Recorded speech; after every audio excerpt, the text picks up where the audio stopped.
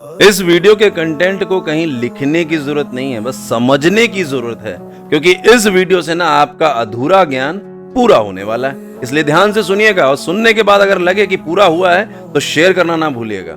आपको बहुत सारे ऐसे वीडियोस मिले होंगे जिसमें कहा गया होगा ईशान कोण में आपको मंदिर बनाना चाहिए, आपको धर्म का काम करना चाहिए, प्रार्थना पूजा एक्सेट्रा एक्सेट्रा ये सब कुछ करना चाहिए और गंदगी वहां पे तो कतई नहीं होनी चाहिए, सब बोलते हैं, जो कि सही है।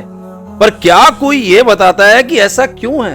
ईशान कोण में ऐसा क्या है कि आपको वहां पे पूजा अर्चना करने से आपको लाभ मिलता है और गलत चीजें, मतलब जैसे कोई गंदगी रखना या फिर वहां पे कोई रसोई बना देना जिसमें कि आपका मांस या मदिरा जैसी चीजें का वहां पे सेवन हो रहा है या बन रहा है, ऐसी चीजों से आपको नुकसान होता है। कारण क्या है?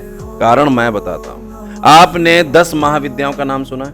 सुना होगा, अगर नहीं सुना तो गूगल करिएगा।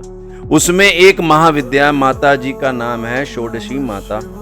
षोडश का अर्थ होता है संस्कृत में 16। आपको पता है द्वापर युग में जब श्री कृष्ण जी आए थे इस धरती पे तो अपने 16 कलाओं के साथ आए थे। और आपको ये पता है, ये शायद नहीं पता होगा जो मैं आपको अब बताऊंगा, मंत्र के भी 16 अंग होते हैं। और आपको ये तो कतई नहीं पता होगा कि चंद्र की 16 कलाएं होती हैं। अगर पता है तो सबसे बढ़िया है कि आपने ये ज्ञान पहले से अर्जित कर रखा। अब 16 कलाएं हैं चंद्र की, और आपको पता है ज्योतिष शास्त्र में चंद्र बेस है, मतलब base of astrology is moon.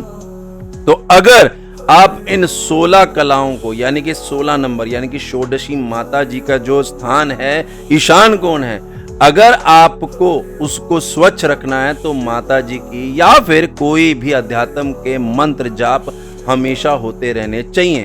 और वहां पर अध्यात्म के सिवा और सब चीजों का वहां से हटाव कर देना चाहिए, मतलब वहां पे कोई चीज रखना ही नहीं चाहिए। इसके अलावा उस जगह की शुद्धिकरण के लिए यज्ञ जप ये होते रहने चाहिए।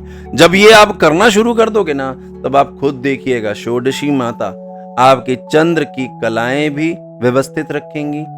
आपके मंत्र में भी 16 अंग को, चाहे आप मंत्र छोटा ही पढ़ रहे हो चाहे बड़ा पढ़ रहे हो, अगर आपने दिल से पढ़ा तो आपके वो 16 अंग भी पूर्ण कर देगी।